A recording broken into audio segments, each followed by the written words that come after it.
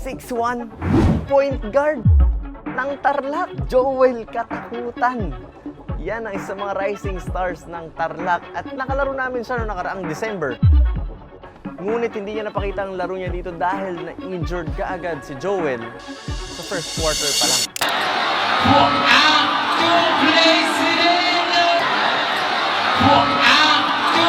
Pagkatapos nga ng laban na yun, ay sobrang dami nagsabi sa amin na, "Coach, sayang hindi nyo nakita si Joel Katakutan." Sabi ko, sino yung Joel Katakutan? Siya po yung na-injured nung first quarter. So, syempre, ako, hindi ko naman alam kung ano yung laro ni Joel hanggang sa makalipas ang ilang buwan. Ang dami ng videos na nag-upload about him, nagva-viral, at doon nakilala ko na siya. Nasabi ko sa sarili ko, buti na lang kung hindi sigurado talo kami. Pero yan, si Joel Katakutan na nakakatuwa na point guard ang nilalaro niyang posisyon sa height na 6'1" at hindi awkward ang galawan. Kaya niya pumasak.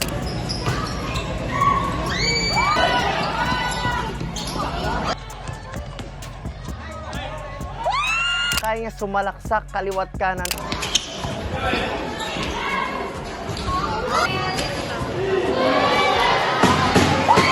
At kaya niya rin sumalpak. At yan ang pag-uusapan natin ngayong video na to.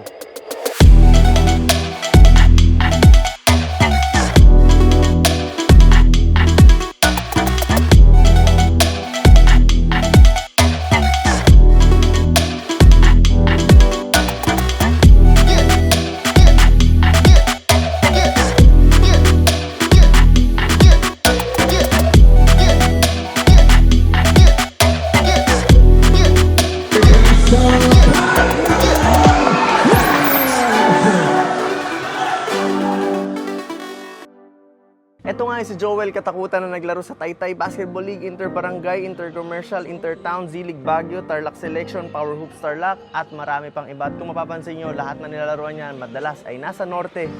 Kasi taga-norte siya. Si Joel ay 23 years old na nakatira sa Danzo, Herona, Tarlac. Ngayon ay naglalaro siya sa University of Luzon sa Dagupan, Pangasinan. Marami rin siya nakuhang awards or achievements. Isa na dito ang Finals MVP, Seasonal MVP, Mythical 5, at highest score in a game is 61 points. At sa laruan na nakikita natin sa kanya, wala nga siyang ibang iniidolo kung hindi si, siyempre, ang gilas player natin na si Renz Abando. Renz Abando throws it down! Just that length also. The timing is impeccable, no question.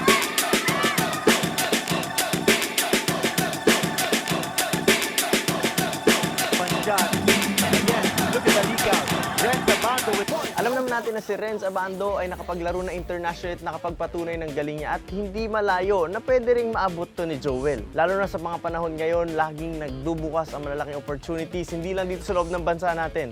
With proper guidance, opportunity, training, improvement, experience, at lahat ng kinakailangan. Pag pinagsama-sama yon, I believe Joel can have his game on a higher level.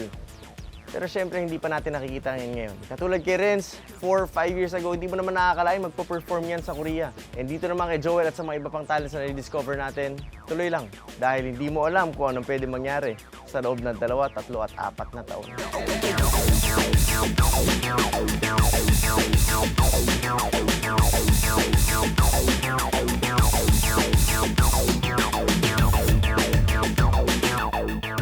Si Joel Katakutan nga ay isa sa mga pambihirang players na nakikita natin dahil sa height na 6'1", kaya niya sumalaksak, kaya niya mag-dribble, kaya niya tumira from outside of the 3-point line. And kaya niya umere na parang walang makakasabay sa haba ng galamay, sa taas ng talon. E masasabi nating halos complete package tong bata na to.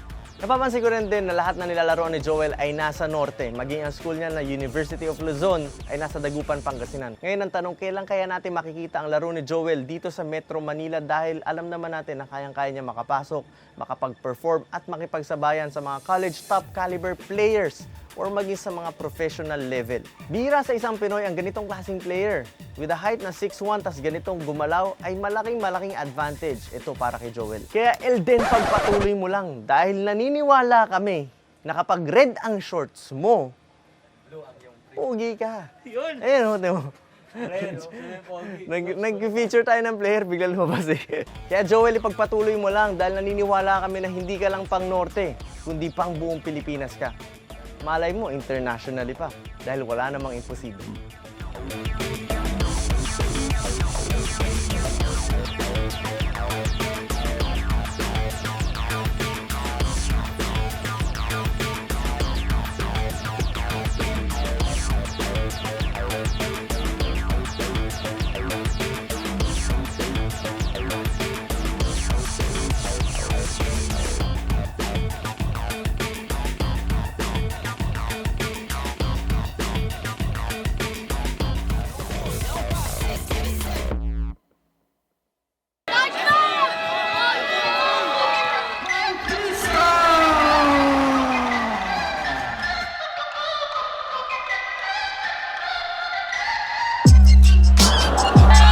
Wow, guys!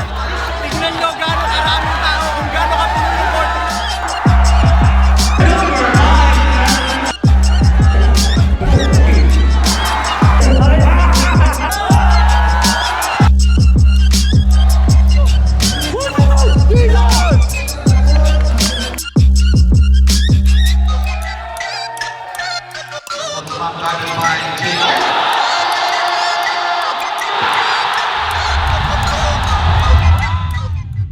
Guys, Dayu is back!